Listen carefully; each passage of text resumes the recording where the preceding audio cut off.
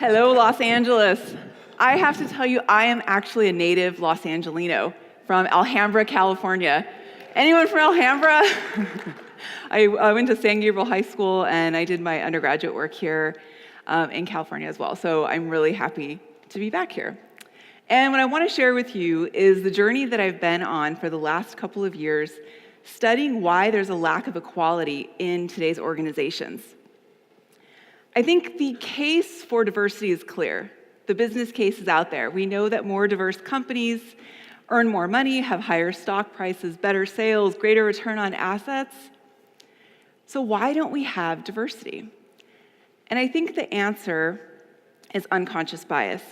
And I've done this research, interviewing top CEOs from companies like General Motors, Gap Inc., Starbucks, Salesforce, Kaiser Permanente, and asked them what their insights are. And probably the biggest takeaway message that I have is that I should have named my daughter John and maybe made her a boy, at least if I wanted her to be a CEO.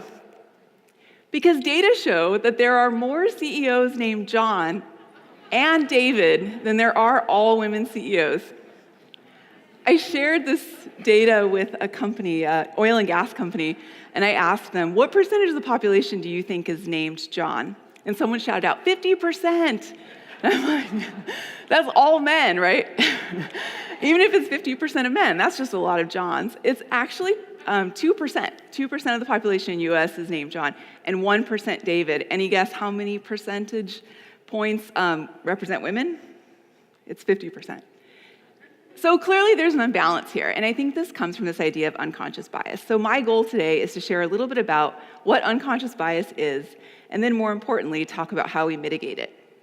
So I'm going to start with reading you a sentence. The rock star was unhappy with the amount of alcohol at the party. Now, if you're anything like me, a vision comes into your mind, an image of a man in leather pants dancing on a table. Am I right? Essentially, it's Mick Jagger. And why is he unhappy? There is not enough alcohol at this party. And I'm going to be honest, I don't really know a lot of rock stars. Maybe you do, because this is Los Angeles. But despite that fact, I still have this really clear idea of what's going on. And I think you probably do as well. And that's the idea behind unconscious bias. It's my prototype for what rock stars are. Here's another sentence. The nun was unhappy with the amount of alcohol at the party. Mick Jagger? Not so much, right? You have a really different image. Let me try another one.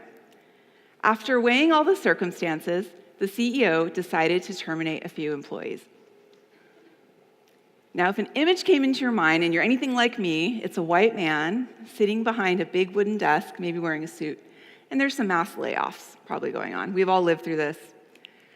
Another sentence. After weighing all the circumstances, the drug dealer decided to terminate a few employees. I was told not to talk about drugs coming from Colorado to California, but you probably get a different image of what's going on here. Because we have prototypes for everything. Drug dealers, nuns, athletes. If I asked you to think of a basketball player, everyone think of a basketball player. Who do you see?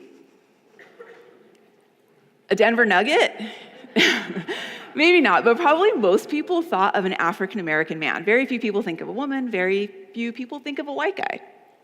But beyond just thinking of an African-American man when you think of a basketball player, on some level, don't you also think African-American men are better basketball players?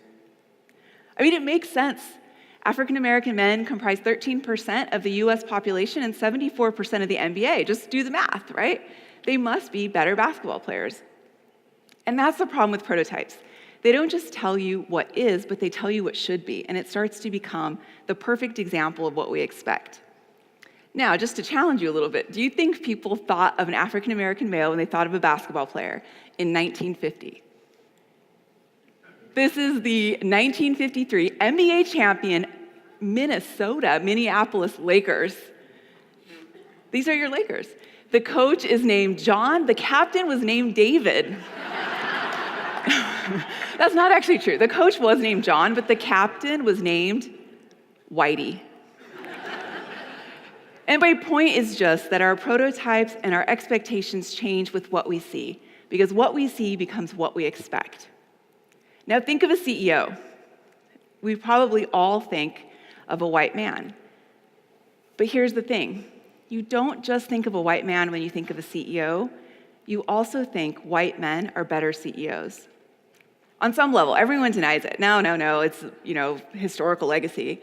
But white men are 31% of the US population, and they're 91% of Fortune 500 CEOs.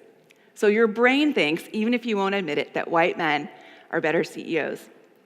And it's this difference that we have in our expectations for leaders that cause us to evaluate male leaders very differently from female leaders, white leaders very different from minority leaders.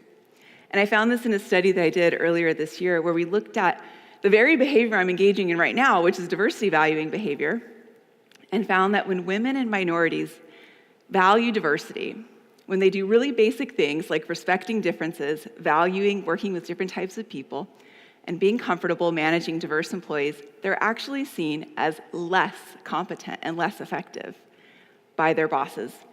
And this wasn't true for white men, but it does show how strong unconscious bias can be.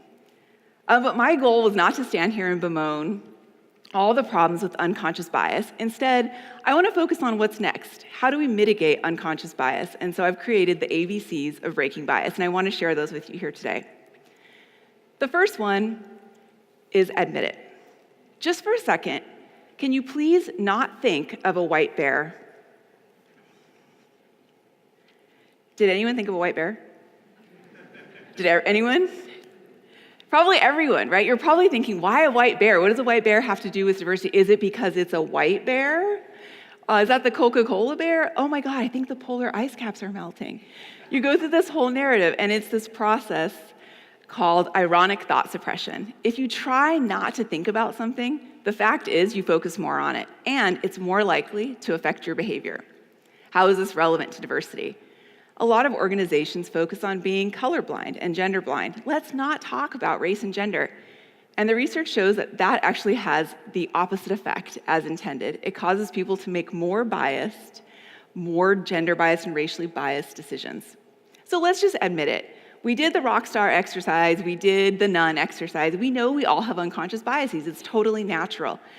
And although it's not okay to let them affect our behavior, if we don't admit that they do, they're just going to affect our behavior more. So we're going to start with just admitting it.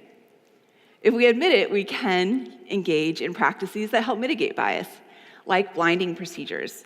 This was made very popular in the 1970s by the National Symphony Orchestra, which had fewer than 5% women. And there was some notion that there may be gender bias in auditions for the National Symphony. And so they did something really innovative. They dropped a curtain during auditions, and they had women take off their shoes so you wouldn't hear the clacking of heels across the stage. And today, 50% of the National Symphony Orchestra is women, and 30% of the overall change was attributed to this intervention. Based on that, I stole the idea and did a really similar intervention at the Hubble Space Telescope, where women are very underrepresented as astrophysicists. And what we found was there was a bias of male evaluators evaluating female principal investigators. So we took the names off the applications. And 1 year later, after we blinded it, male evaluators actually rated female principal investigators the best of any group. And what's more is you can never say, it's reverse discrimination, oh, they're overcompensating, because they actually have no idea who wrote the application. But it showed that there was a bias, and we got rid of it. This is especially effective during early stages of applications, and many, many companies are starting to use it. So the B in the ABCs of breaking bias is blind it. The C is count it. Any organizational initiative that improves company performance, impacts bottom line outcomes, the company's gonna set targets and they're gonna measure their success. Why don't we do this with diversity? Well, in fact, some of the best companies in America do. So for example, Starbucks has set a goal of increasing the number of women and minorities in their executive leadership ranks by 50% by 2020. And the benefit of having a goal is you can measure your progress toward it. This initiative didn't work, maybe another one does. So let's count it. Finally, the S is support it. And that means everyone, not just women and minorities, because we know that that can cause them to be evaluated as less effective, but white men as well. This isn't a woman problem or a minority problem. It is an initiative that can overall improve global economic health and organizational performance. So we should all be working together to achieve it. And we at CU are trying to actively support this goal by teaching our students within the Lead School of Business about unconscious bias and about ways to be more effective and more inclusive leaders, because we see them as the global leaders of tomorrow. Thank you. Ladies and gentlemen.